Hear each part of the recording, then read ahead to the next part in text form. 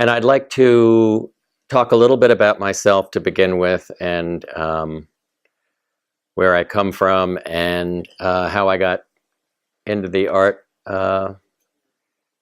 biz, and also to show, I think it's appropriate to show as many slides as I can fit in. So that'll give us something to talk about the work directly. So I would say that if anyone has any questions anywhere along the line, I think I can, it's just as well. I don't have any prepared remarks, so I can stop and answer questions. And if when I'm showing the images on the screen, you want to interrupt and talk about one of them, I think that would be fine as well. So I'd say this is really a give and take sort of situation, and so no one should be shy about asking anything that they feel like asking. So I'll start with the fact that I was born in Englewood, New Jersey, and grew up in Rutherford. I was born in 1947. Right from the first year I was on the planet, we came to Maine, to Blue Hill, to spend summers. And I think that for myself, as well as so many other of the summer people who have come here over the years, Blue Hill and Maine in general has had an outsized effect, given how little time and how much nourishment we've drawn from Maine. So I don't see that stopping anytime soon. And for myself, I can say that I kind of, because Maine is where I was, that is obviously what was in front of me, and I think that my work has just been the filter through which the environment is pushed into and comes out as a, in a new,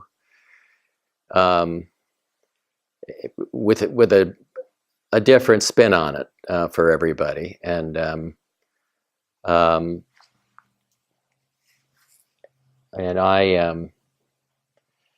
so let me start by saying that as a pretty young child, my mother was very encouraging about drawing, painting, anything that had to do with art was something that that she encouraged.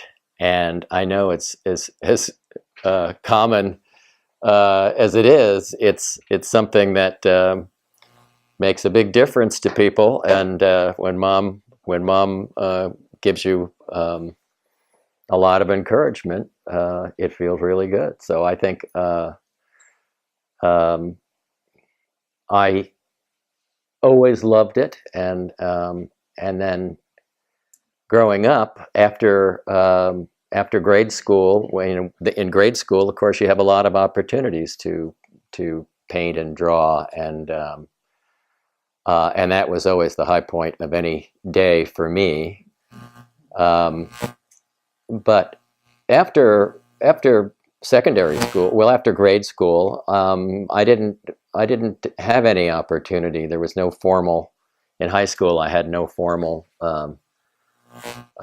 exposure to art, and it wasn't until I was a sophomore in college that I actually took a class that was specifically about drawing, and that was something that had another profound effect on me.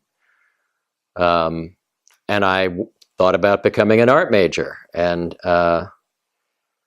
but I got a certain amount of discouragement from various quarters, in as much as it's not the best way to make money or find a place in society. So I ended up being a history major, and it wasn't until I got out of college that I realized that I was more than casually interested in making pictures, and that I reacted very strongly to the things I'd made and the things other people make. So I started thinking that I did need a formal education in art, and so I ended up looking for a way to do that. I found it in the graphic design program at the Yale School of Art, because they taught you how to do everything. And it was a fairly rigorous program. So given how little training I'd had up till then, I was able to make a lot of use of the formality of that kind of education. Even so, I didn't have, when I went to Yale, I didn't have really any of the skills that I basically was thrown in with a bunch of people who'd been to four-year art schools, so I had a lot of catch up to do, and I did it as best I could. And photography seemed to be the thing that I found the most intuitive. And so in order to keep myself afloat, I really focused on photography in graduate school. And but I was exposed to a lot of, well, I suppose you'd say big names in art, but in the graphic design aspect of art, like Paul Rand. I had a seminar with Paul Rand, who did the UPS logo, the Westinghouse logo, the IBM logo. I don't know, there's so many logos that Paul Rand did, and he was a pretty stern taskmaster. But so when I got out of graduate school,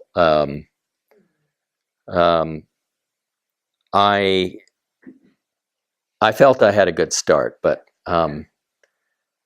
this was in 1976, and the personal computer wasn't going to show up until 1984, and it wasn't that I was sitting there twiddling my thumbs. It's just that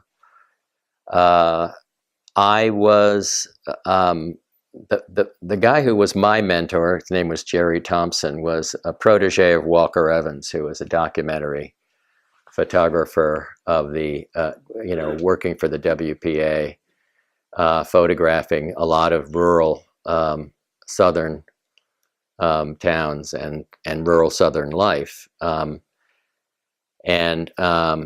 So the guy who was my mentor sort of started me out with that sort of placing the camera in front of something you think is interesting and recording it, and also portraiture.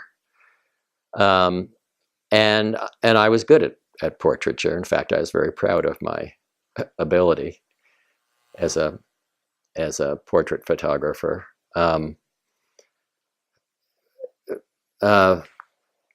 But as the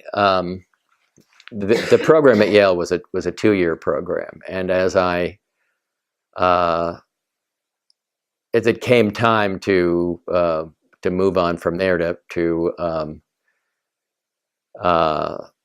find a way of doing my own work, I briefly flirted with the idea of moving to New York or Boston and being a graphic designer and working that way, but I wanted to come to Maine and really get to spend some time in Maine, so I did that, and in doing that, I found myself being pulled more in the direction of less documentary frontal photography and more towards photographing interiors in a way that told stories about what was going on in the house, what the effect of. And that was when I began to recognize that there was some emotional connection going on between me and what I was photographing. and that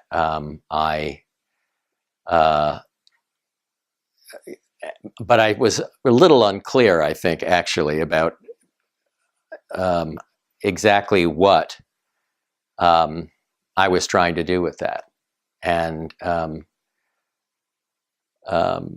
but I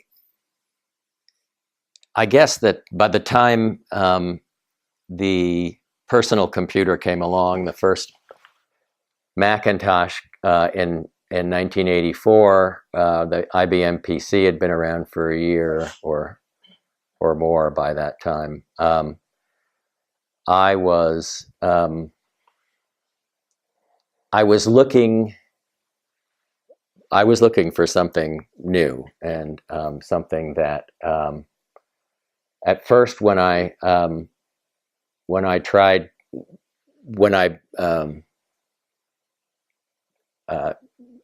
was trying to digitize prints and negatives and work on them digitally, the software was really kind of basic, and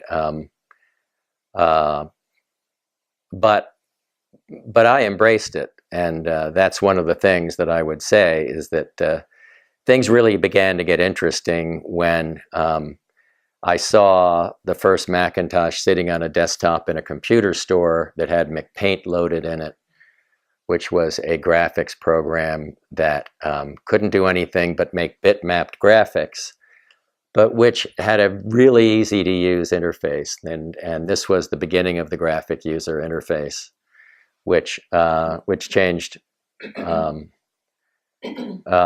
great deal. As if the command line interface is just, rows of type and people typing in commands that, so you don't, it's not what you see is what you get.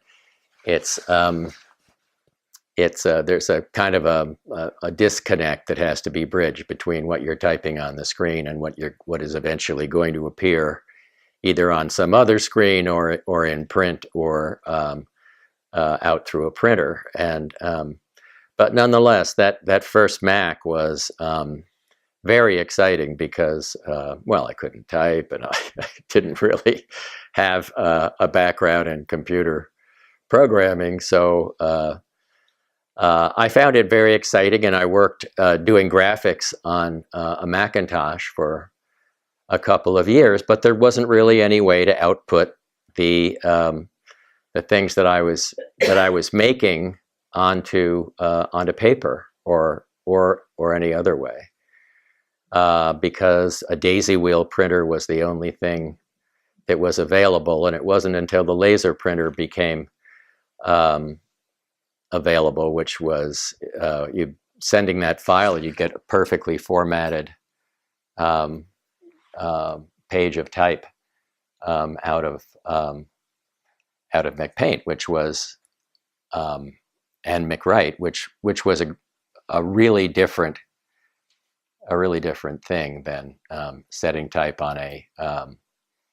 We had been taught to set type on a line of type with cold type by just compositing by hand, picking the various letters and putting them together, and then rolling it through a letterpress, and then onto a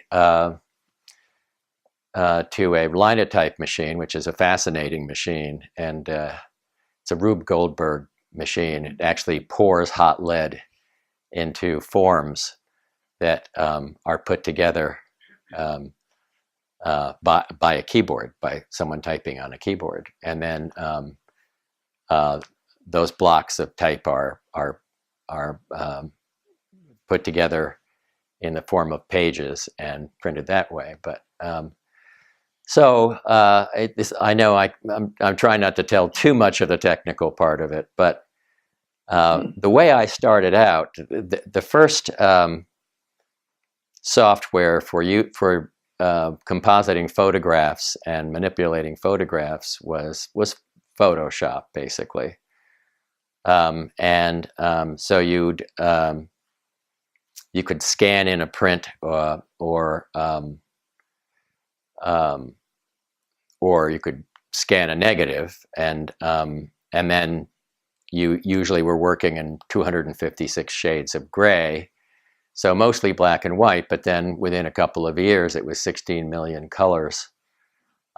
So that technology matured very quickly, and that was when I found myself going from taking my black and white pictures, which I thought were almost the ones that were almost there, and trying to, by there I mean good enough, and trying to fix them, to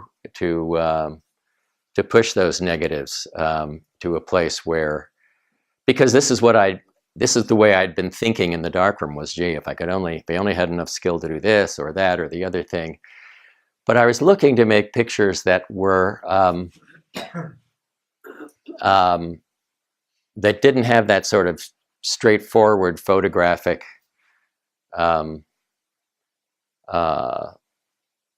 language about them, and so over a period of time, I realized I wasn't trying to fix my old photographs. What I wanted to do was combine photographs in a way that that basically the metaphor is layering, and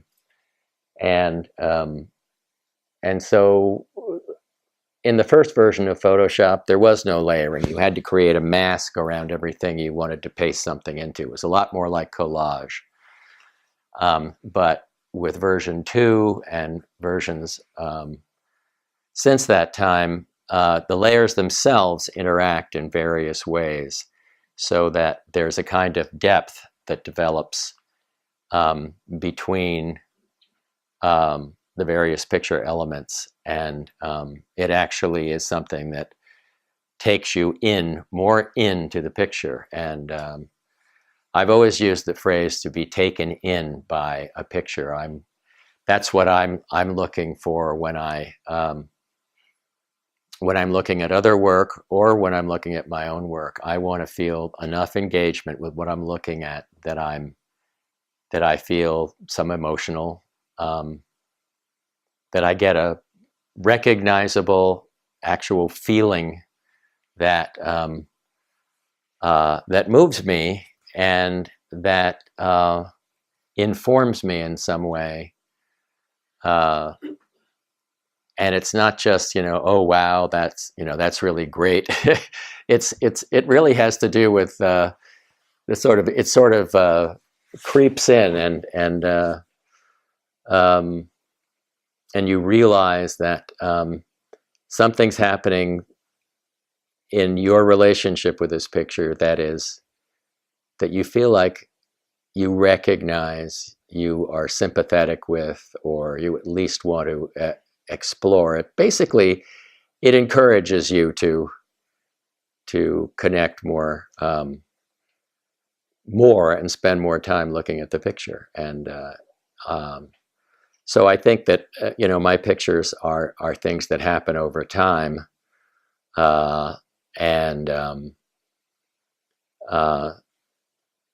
and have gone from being somewhat straightforward and documentary in intent to being a more of a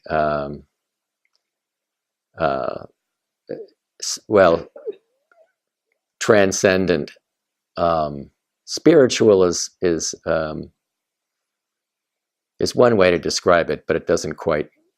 It's too loaded a word, I think, to use. It's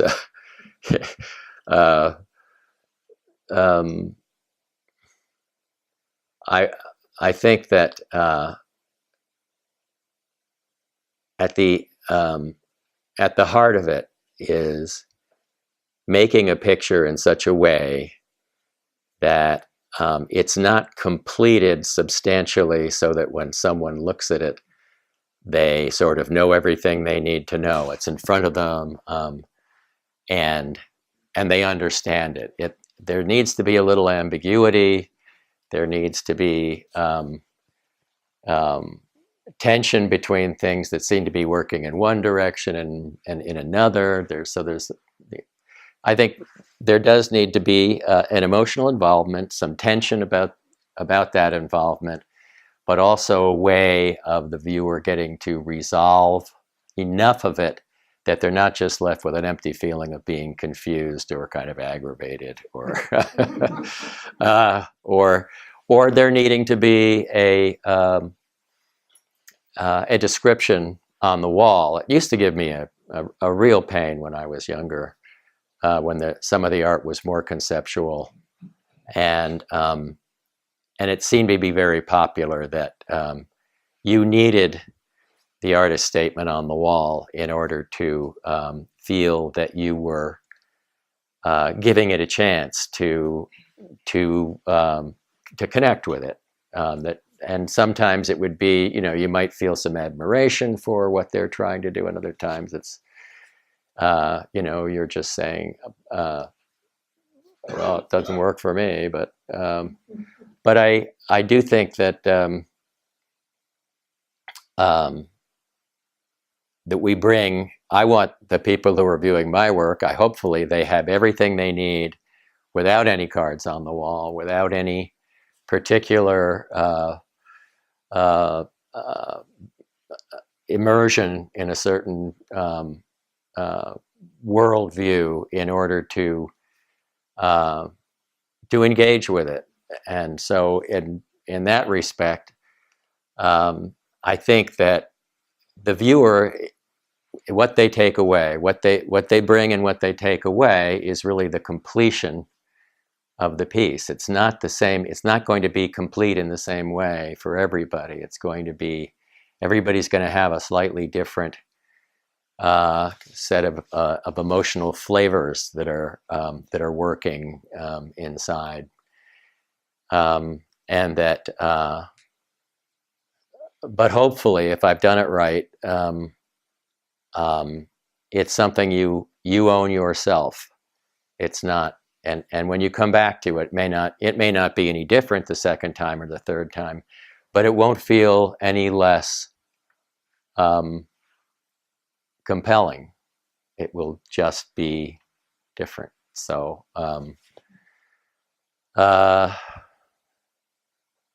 I think maybe it would be a good time to just look at some pictures and see what people have before I trip on this. And I'll speak about things as I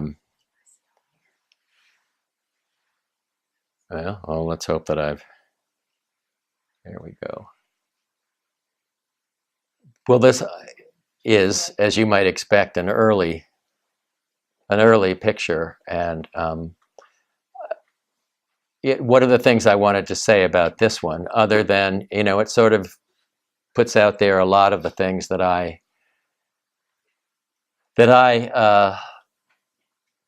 like to see. I love simplicity. I love things that are strong but simple, and I like the clarity of that. But the reason why I put this one in is because there was a book came out in 2007. This was probably done in 94, called Nash Editions, Photography and the Art of Digital Printing.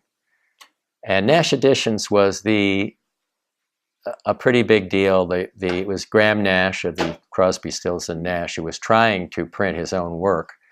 And so he got someone to write software that would run an iris printer, which were printers that were mostly being used for posters. And the inks weren't particularly long. They were subject to color fading and color shifting and fading. But they put out a book in 2007, and it was full of a lot of work of very well-known photographers. And what I have, my pride about this particular one is that even though I'd stopped working with them 10 years before, they made this picture the frontispiece of the book, and told me that it was because it was one of the first ones that they did, where they really saw where this could go in terms of combining elements of. The reason I call it digital montage is because montage is more a film word than collage, and it really has more to do with the virtual assembling of different parts. And there were so many other bad phrases out there. It's, I was trying to avoid the word computer and manipulation and a few other words that didn't seem to work for anybody who heard them. So I can't read the title. It's okay. It's Looking West, and it's the Burnt Cove. It used to be called the Burnt Cove Church of God on Deer Isle, but the sky is just a piece of painted paper, and in those days, there were no layers. I was just masking off and putting a scanned piece of paper in. And but there was a feeling about it that definitely was sort of reaching out to me. And so I think this is pretty much, you'll see a few others. These aren't all in chronological order, but they do kind of take you up to, the ways I've shifted around over the last 30 years and, well, almost 30 years. This is called Two Bush and Beyond. The island is off Stonington. It's had two trees on it until somebody cut them down. So, but that's another sky with painted paper. And it's well, I don't know. I was beginning to get a feel for doing things this way, and so this is a little more bold appropriation of.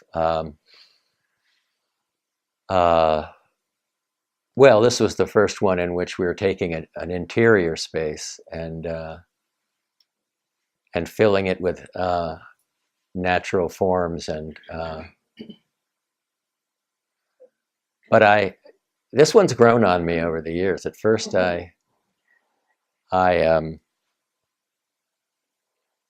it was a little too pat, but I don't feel that way anymore.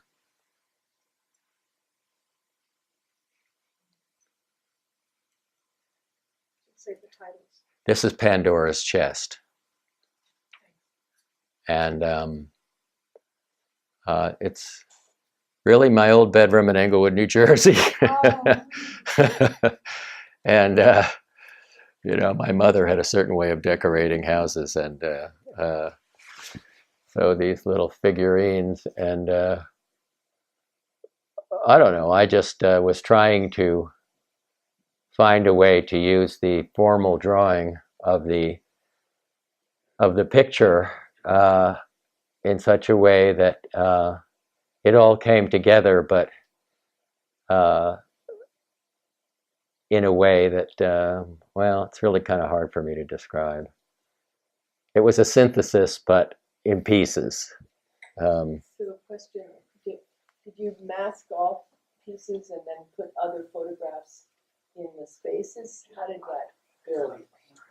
Yeah, I did. I would, I'd use this tool called the pen tool. And it allowed you to either make lots of little straight lines or to try and draw freehand around, let's say, the bureau. And then I could paste something into the bureau or into the wall around the bureau, or into the floor. And at this point, I'm picking up a little more of the, this is the first one I think I've showed you that has water in a building, but it's not meant to be shocking or threatening, or it's meant to be, if anything, that the water stands in for the textures that the normal textures you'd see in a floor or a wall, and I was beginning to learn that juxtaposing things um, is a good way to really stir one's predispositions and imagination into a state of of appreciating it, but questioning what you're looking at. When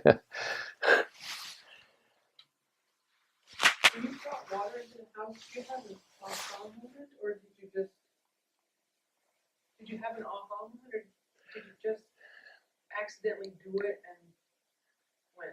Oh, a little bit of both. There was a lot of tentativeness about, what you don't want to do is land on somebody's, take on it with big flat feet. You want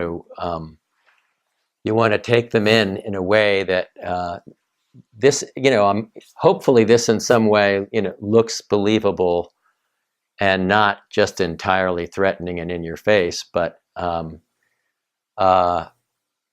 the juxtaposition of the water and the rocks in an otherwise, look country style upstairs is, I don't know, just it was not really all that clear to me what I was doing. An aside here would be to say, I don't start a picture with an idea of where it's going. I really start with something that has some emotional resonance for me, that I think has possibilities. And then I try to figure out what is resonating, how that resonating is taking place, what I need to do with the formal aspects of the picture in order to try to explore that. And so a lot of it really is just setting out with, it's not a blank page. I don't start, almost never with a blank page. I start with something that I already find interesting and compelling in some way. And what did you start with in that picture? In this picture, there were a number of things that were attracting me to that. I liked all the geometric things that are going on with the eaves coming down against the sharp angle of the window and of the bureau, and also that banister. But also the next room is significantly less organized and looking as if it's there's something moving in this direction that is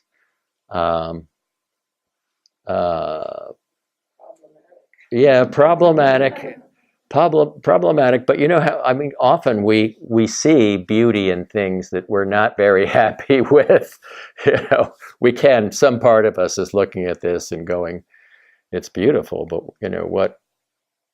but it's sad, or it's dangerous, or I don't know what to do with it.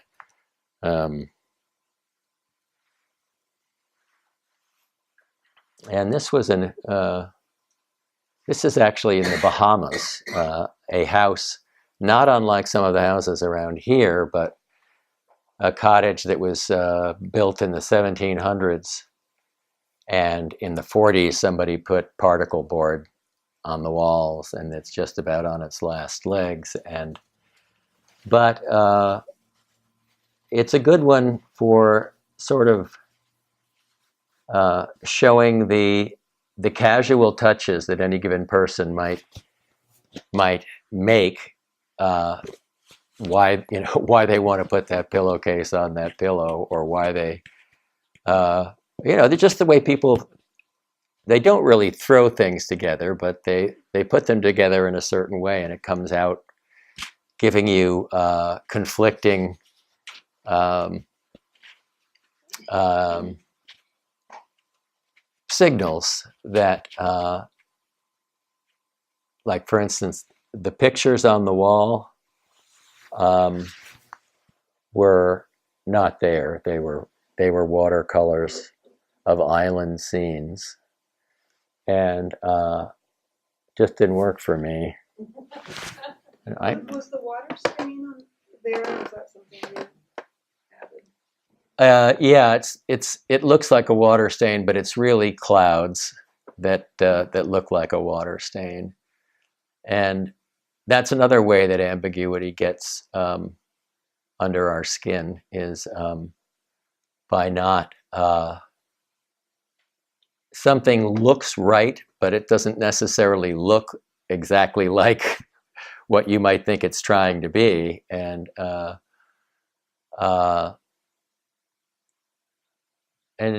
also, you know, there was a perfectly fine looking palm frond outside that window, and there was nothing wrong with it. It just wasn't the thing, and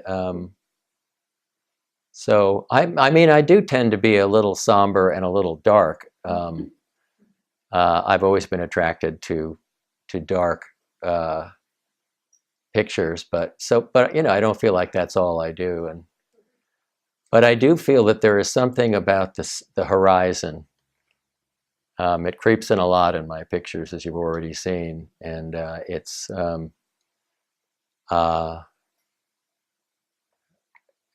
a constant reminder of where we're going. So when you start out, you don't have a particular end in mind, but then as you develop the picture, do you find that it has a certain aura or personality for you, and then you continue to go with it in that direction, in the direction of the mood, let's say, of the picture? Yeah. I mean, sometimes things come together very quickly, and sometimes I can go for a year or more wondering why this hasn't, why I'm not getting what it feels like I should be able to do with this. And I'm sorry I stopped giving you the titles, but this is called The Farthest House. And I guess that one of the things I'm doing, you know, and calling, making a name like The Farthest House, is that just that sense of being out on the edge, away from, you know, immediate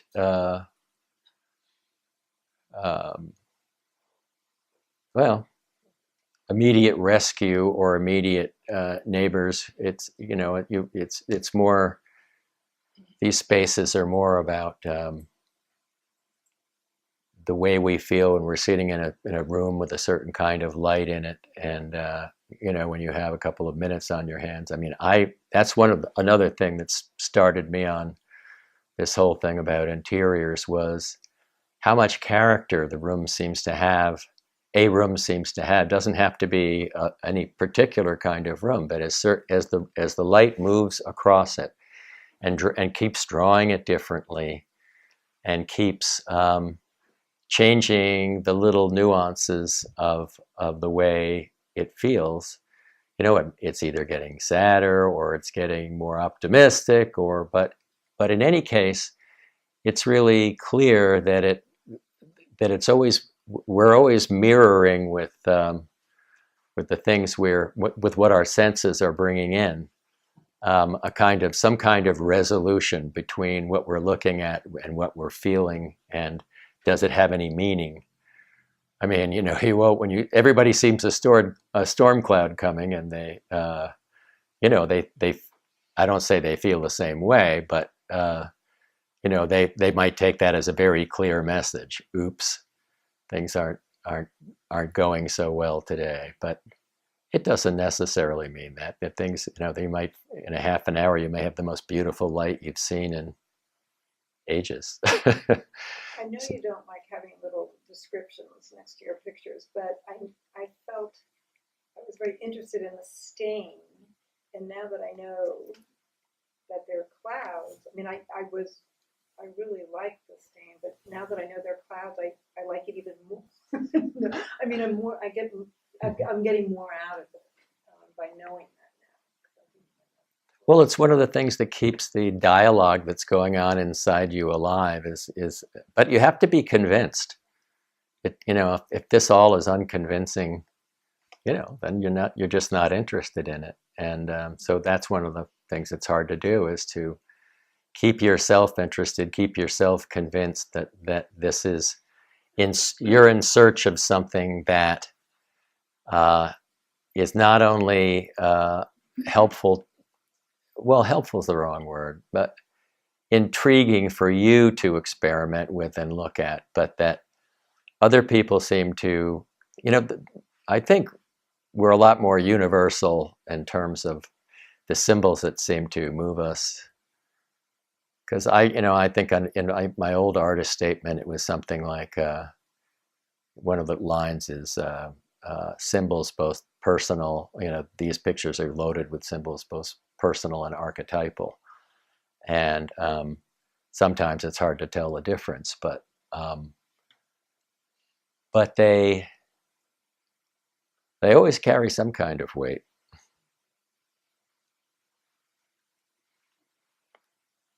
This actually is a fairly early picture where I was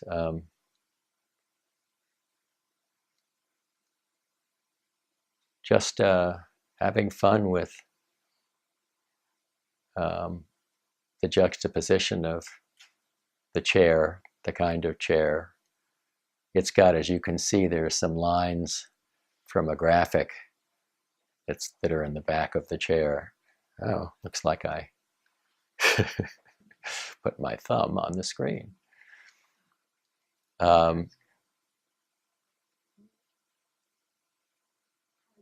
This is hard scrabble. The one before it, it's over the river. That's another theme that I'm not sure how much we see it in this presentation, but the crossing of a river, the Rubicon, whatever you want to call it, the passage from one, like the passage to Hades across the Styx, and that I have a number of pictures that are called Crossing Over, that have to do with, don't think I have it in this, but it's a overloaded rowboat out in the middle of a kind of rough and threatening looking sea, and it just seemed to me, I got it from somebody's aunt made an oil painting that I really used as the structure of it. It was just something about it that just seemed, this tight group of little people sort of flailing away in the midst of all this power. But maybe I do have it somewhere, but hard scrabble again. Are you still using analog photography as your base, or have you moved to digital photography? I still use analog and digital. At what point did you Well, when the digital cameras got cheap enough to... I'm wondering when. Well, that was pretty much in the early 90s. I can't remember when the Nikon Coolpix actually came on the scene, and that was a 2 megabyte file, whereas the one I'm using, a Canon 5D Mark III, I think, and a Sony camera that both make files in the 50 and 40 megabyte range, and they're pretty. A lot has happened, but but the camera has gotten so complex. Using an old Nikon F or a view camera was so simple, compared to all the ways in which you can control it. But the way I photograph, I can't help myself from composing things, but I really use it more as a notepad, photography as a notepad. I'm really building a vocabulary of things that can be used to to push us down a path that is interesting. And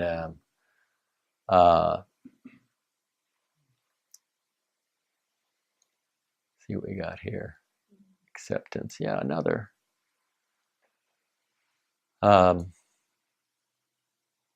This was taken in one of the not so secret society at Yale. The furniture was like that, but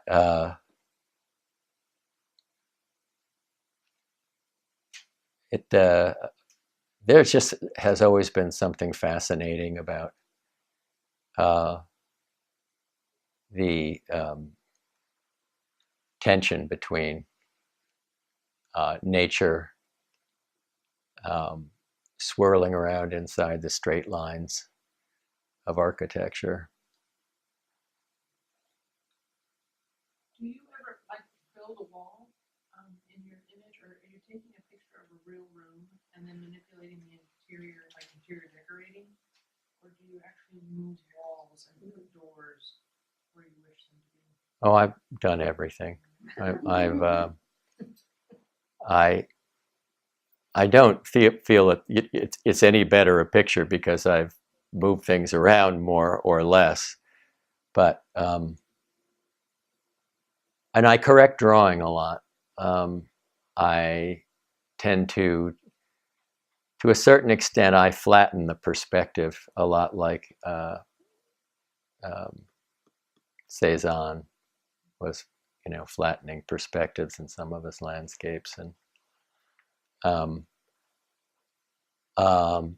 it's just one of those things. Feels right, you look at it and you say, well, there are too many converging lines in this picture. I don't want converging lines. I want a more gridded look to this. And this one's called My Mother's House.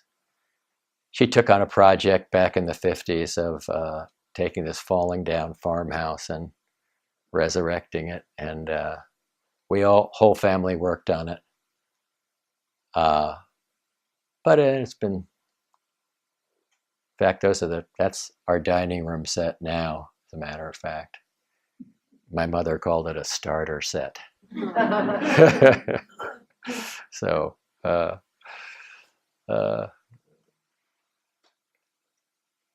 was up on the mountain road, a turkey farm road.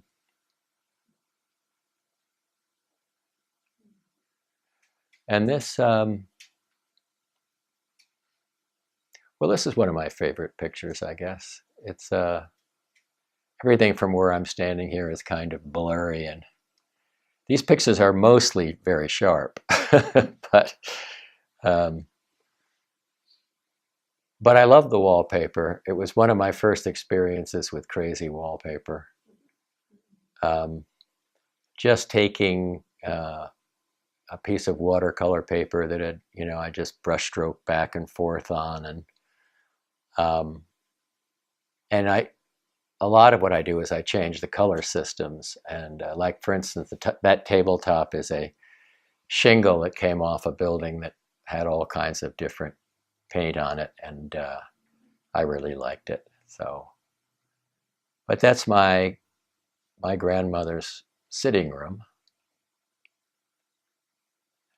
At first, I did a lot of things that were easy to do because they were accessible to me, and but I've been a little more adventurous at times.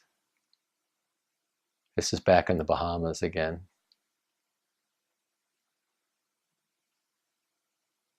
Called Whale Room.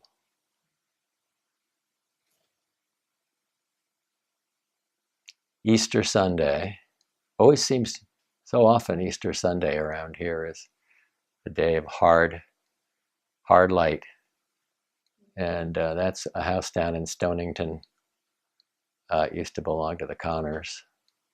And I love the way you can't really see it in a good print of it, you could see it, but all guy wires that are holding that antenna up perfectly straight. I have another picture of the same antenna, which is titled Old Glory. Yes. You know, your work reminds me of Wyatt. Yeah. Several of your photographs. And Edward Hopper. Yeah.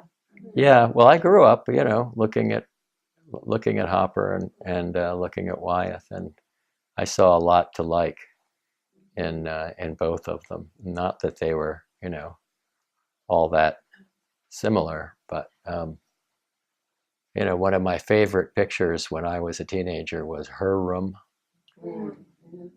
I just felt it got it all right, and of course with Hopper, Rooms by the Sea, and so I was kind of felt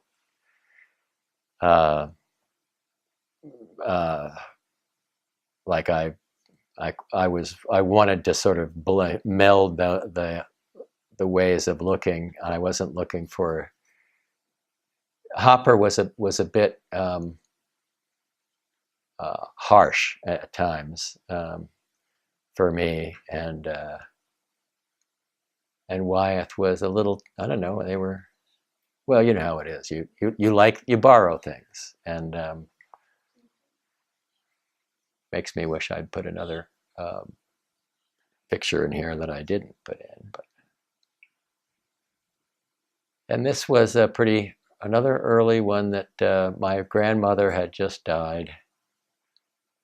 They were getting ready to clean out her room, and so it's called Nana is Gone. And the fact that no small thing that it was an Electrolux vacuum cleaner, because she wouldn't have any other kind of vacuum cleaner other than an Electrolux. I love having carpets picked up. Yeah.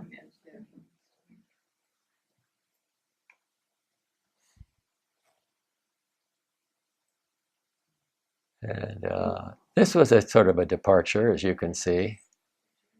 The odd thing about this is that if I was to remove the clouds and the various things I've done to make them look that way, all those things are actually mounted.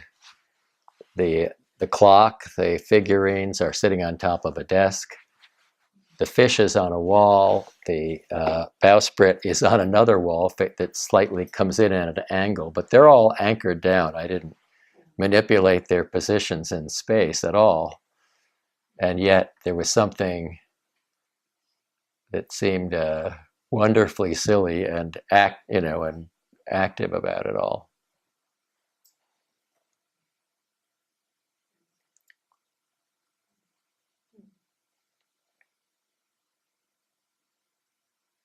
There's something about I keep seeing it that somehow the view out the window seems to go farther and take over the interior of the room, and a lot of it's just instinct. It's not.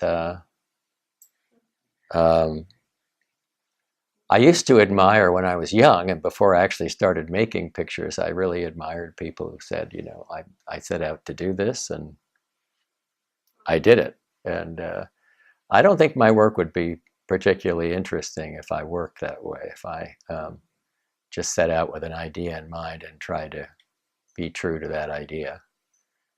I think what I'm true to is the level and the flavor of emotion that builds up while I'm working on it, and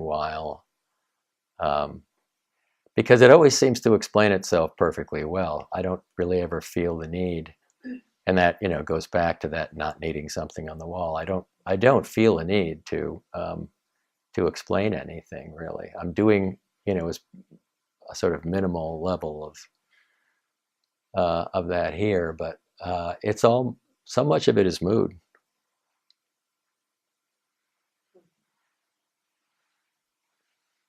What's that one called? Chair with painted wall. My titles are all over the place.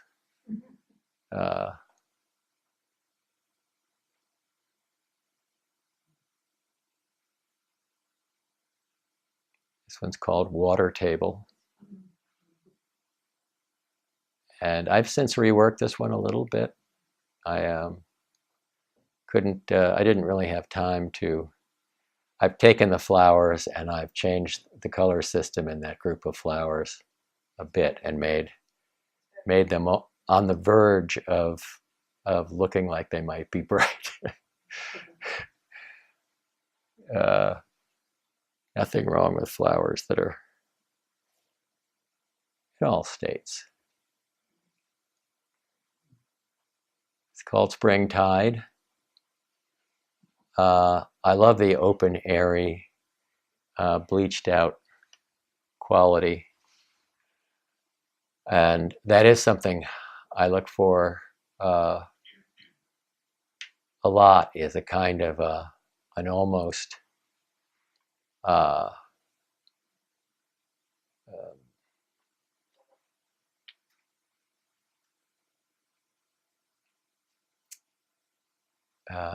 don't know, a fading into white of something that is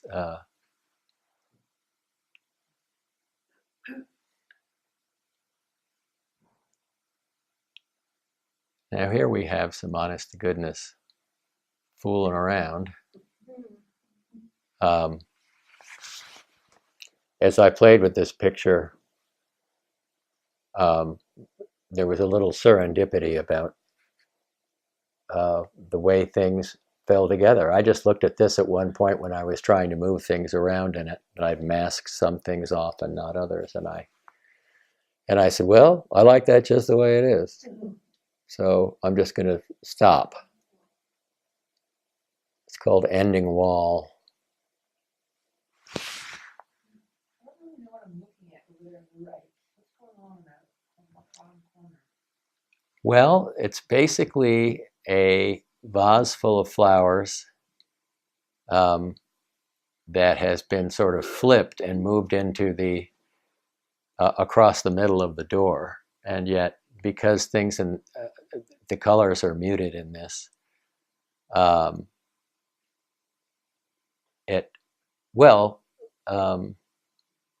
it blocks out the door, but it also connects all the way across the middle of the picture, and somehow that works. I don't know.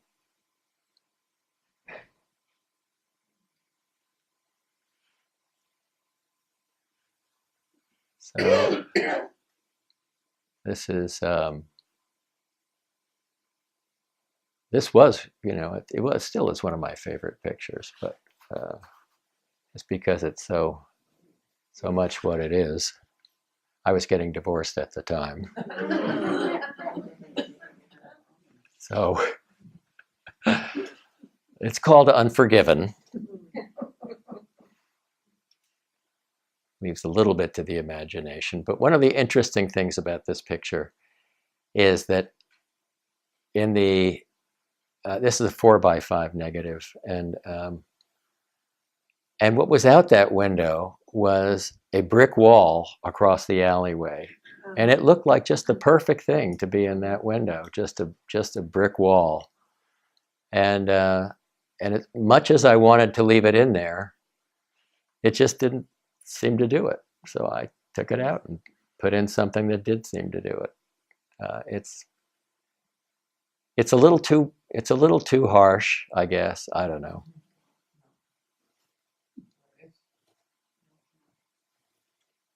So question, when you say it's a 4x5, you mean it's a film negative? Yeah, it's a large format Large negative. format film. And then how do you get it into your computer? I put it on a flatbed scanner and scan it in. And this, Well, I'm all over the I take 120 film, 35 millimeter film, 4x5.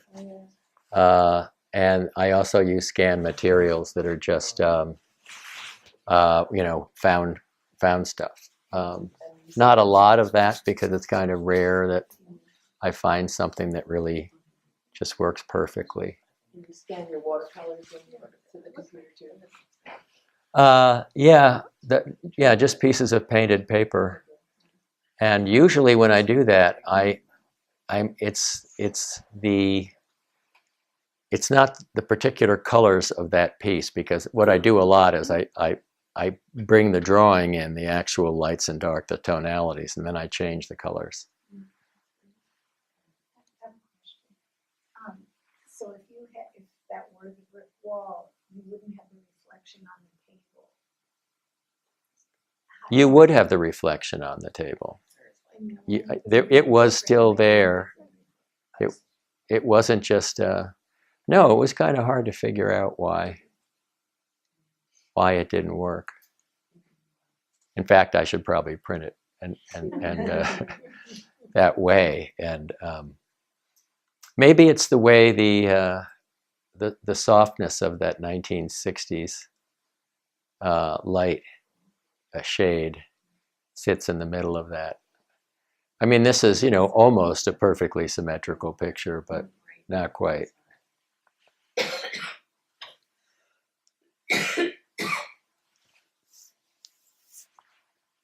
And this, get that horizon back. It's called Lost at Sea. And just a summer cottage living room over on Deer Isle.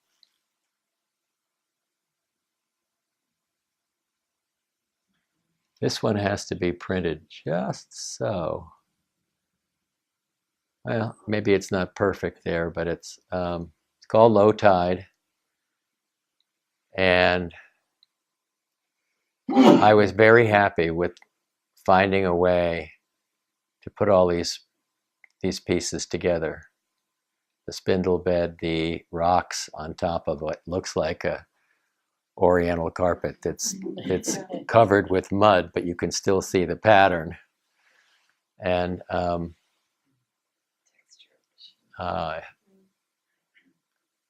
was a departure. This is one of the ones that the Portland Museum has, and this is Newt Grindle. I don't know, maybe a few of you in this room have heard of Newt Grindle. I don't know, but TJ's hand goes up. He lived on the corner. Newt and Lila were members of the yacht club, but also subsistence farmers, and which makes them pretty special right there.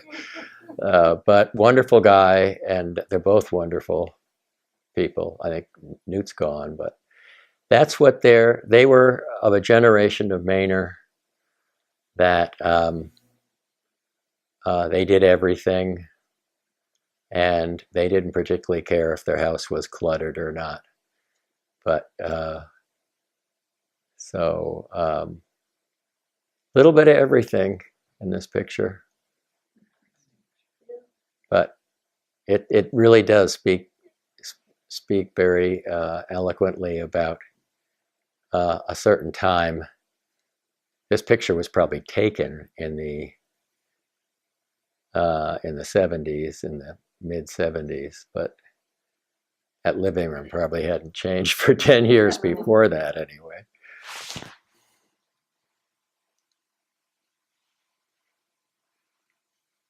And this is a farmhouse up on the Turkey Farm Road.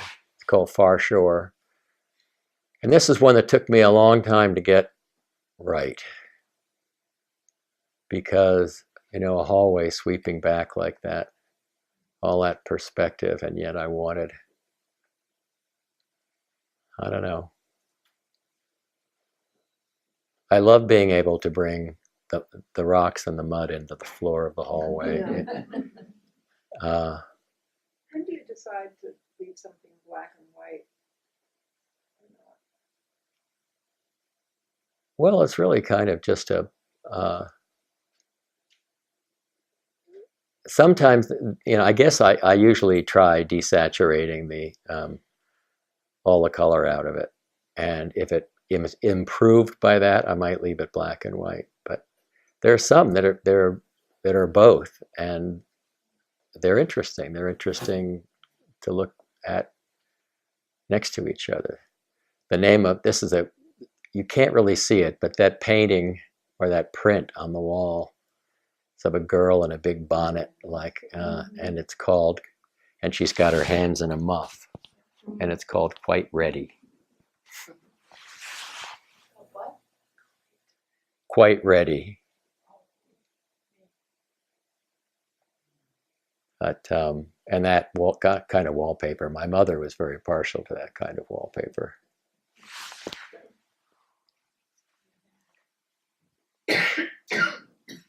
And I've done a lot of portraits, but they're not well represented here. This was a friend who was getting ready to get in the limousine to go to her wedding. And I don't know, this picture's just grown on me over the years. There's something about it. This is the only picture I ever turned into a hand-tinted photograph. And I made her face a pale blue and the champagne pink. And I still like it.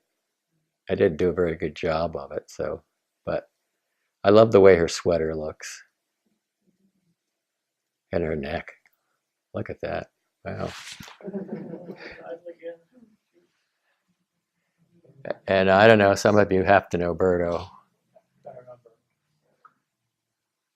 But I had a hard time photographing Berto, but partly because of where I was trying to do it. But I got what I wanted in the end. Was Oh, it was Berto. Ben? Boy. So that was maybe 15 years ago, maybe 20 years ago.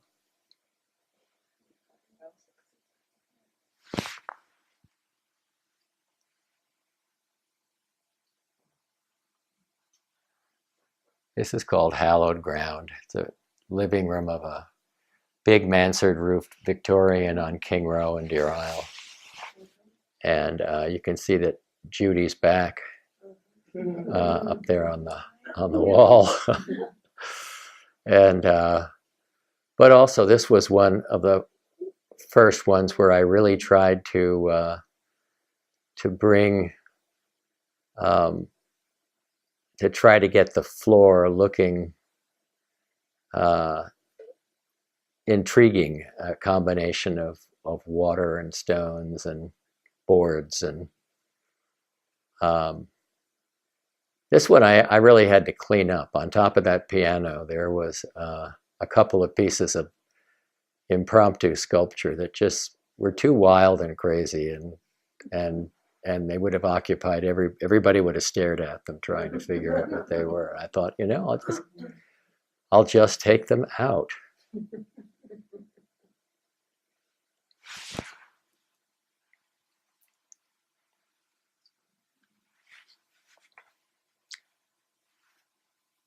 A little unusual for this set of pictures, but a nice old watercolor of Blue Hill Mountain. And whereas I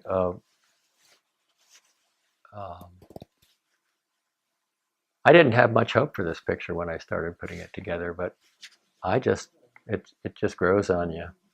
Even it's called arrangement or by arrangement. Kitty and Tom. It's amazing how the colors do work. Yeah, I can't say they're complementary or.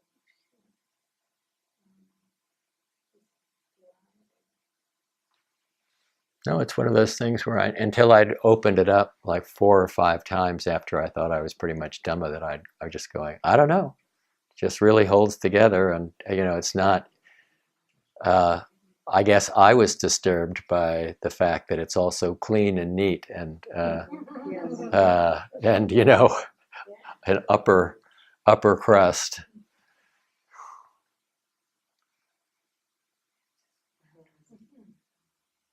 So Claudia, are you still in the room? Well,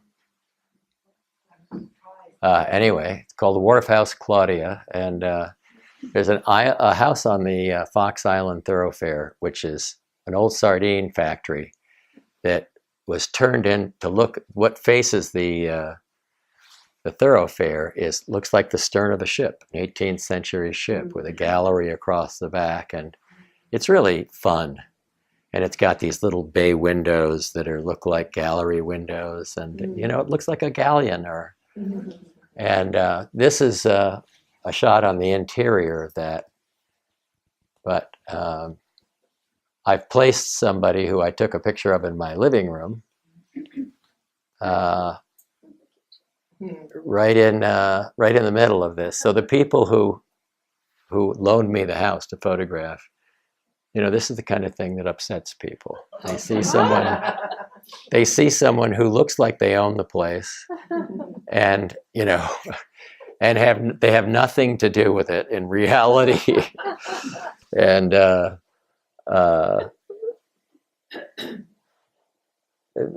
so I usually offer people who've let me photograph in their house a print, and but they wanted a print, but not with Claudia. Is the curtain on the bed headboard same one as in the other? That's the same one. Same one. I was looking for kind of the same thing, but it's a wonderful house, just full of crazy nautical nonsense. Actually, in my show at Bates last fall, this was right behind the glass doors at the entrance to the gallery, and it's 42 inches high by almost 8 feet wide. Oh my God. And so as you look in the door, Claudia is staring right out at you, and oddly enough, her head is part of a 2 megabyte Nikon Coolpix file, and yet even at that size, slightly larger than life, it's sharp as a tack. I just don't know what happened. Little pixie dust or something. And this, Hillary and I took a trip up to Nova Scotia and stumbled upon this retired Canadian buoy tender that had been driven ashore by an entrepreneur who thought he was going to save his town because all the fishing up in northeastern Nova Scotia is, it's almost non-existent. This also wasn't in lobster season, but he just drove this thing ashore 259 feet and in the middle of town. And so Hillary and I just got in the outboard and just sort of tootled around it for hours and hours and hours. There were so many things going on the hull of this boat. Layers and layers of paint, layers and layers of marine growth, and just schmutz from whatever floating in the water, and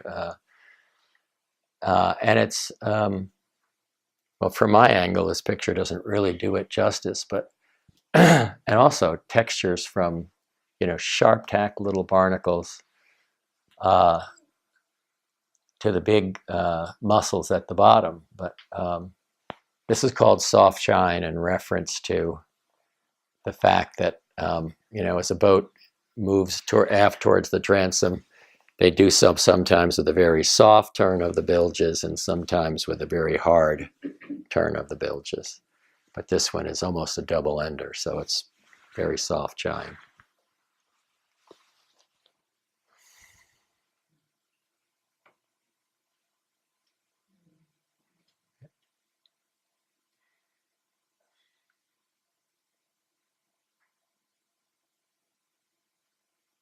This is called Blue Calm.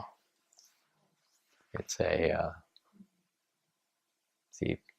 image that fills the bottom, no, that fills the bottom 2/3. The islands are Mistake Harbor up off Jonesport, and it's all a nature conservancy. And apparently, I haven't been on those islands. I'm not sure you're even allowed to go on them anymore. The plants and the flora and fauna are off limits. But it's a very interesting spot because beyond it is the open ocean, and so it's just a couple of scattered ledges that keep the surge of the ocean out. So it's kind of very salty and smelly and a little bit of surge, and makes you really feel like you're out there when you're there.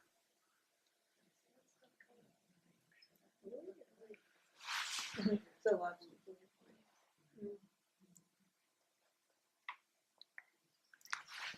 It's called Ephemera, and well, I don't know. I just love the splash of everything across it. It's grown on me. Somehow, all seems to work together.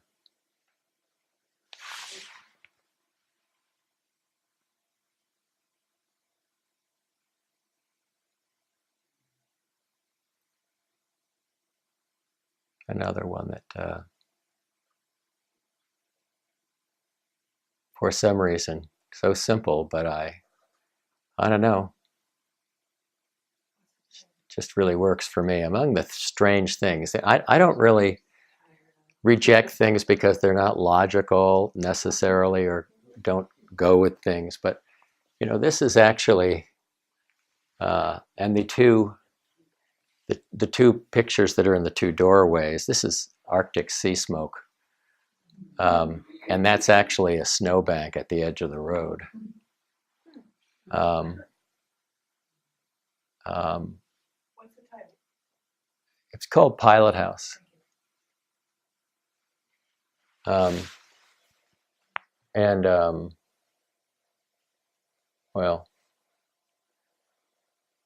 I think it was the color green initially that got me. But I don't know, simple things, simple symmetrical compositions, sometimes, you get a little more out of them than you think you're going to.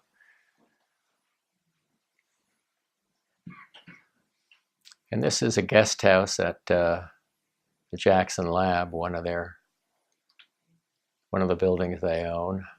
In fact, a bunch of the pictures I've already shown are in something called the Calendar House, which is a house they're just sort of waiting until they can afford to fix up. It's on the edge of Acadia National Park, and very well built, but pretty big project. But this is right next door. I'd like to make this one bigger, but it's called Scallop Season, and I think that more than usual, I was trying to do the feeling of what it's like in late November or early December, when our boat's still in the water by then, and we like to be out there because we have some heat. But often you'll come out of the snow into into some cove, and there'll be a dragger in there, dragging away. Once woke up in Blue Hill Harbor in November, and we were like 35 draggers, all there. It was open for one day, and they just cleaned the bottom right off in one day. It was a mess, but something wonderful about that season where. You might explain, Jeff, the hull of the boat from Nova Scotia as part of that background there. Oh yeah, that's true. A lot of you'll see over and over again, because it was so much a part of my, and I'm still going to be working with the hull of that boat, because I have so many images in which there's so many different sorts of things going on that will work as part of, well, we'll just see how they work. I don't know, but I have confidence they will work. But, you know, these areas and the areas on the far side are just, you know, the chipping paint. It's all, in other words, if you took everything else out of it, you'd just have this this rusty painted hull. And then that island there is if you're crossing a Deer Isle Bridge going on to Deer Isle, and that's the one on the left as you reach the Deer Isle side, and there's a couple of small houses you can see that one of which is I just made up, but it's the right kind of house.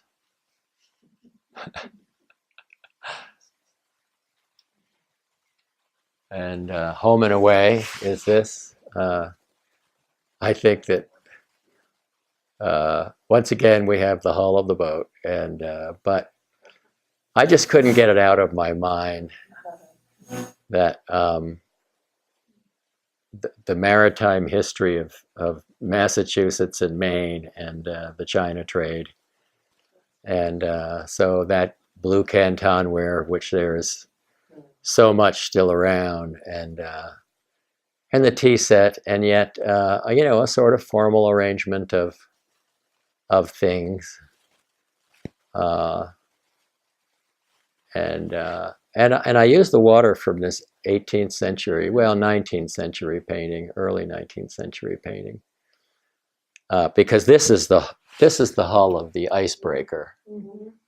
But this is from a Samuel Walters painting of the Jabez Snow, which was owned in Bucksport built in Bucksport in the 1840s, and was it's a picture of her outward bound from Liverpool, and Liverpool what? England, and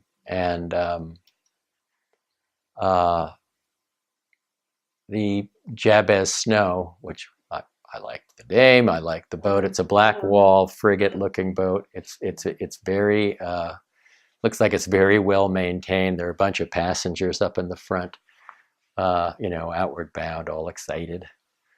But that boat was a few years later was sunk by the Alabama off the coast of Brazil, 1863. The Confederate raider Alabama. But, you know, so this is a picture where, for me, it's just, I like it as a picture, but I also can't help but think of just the New England in the 18th century.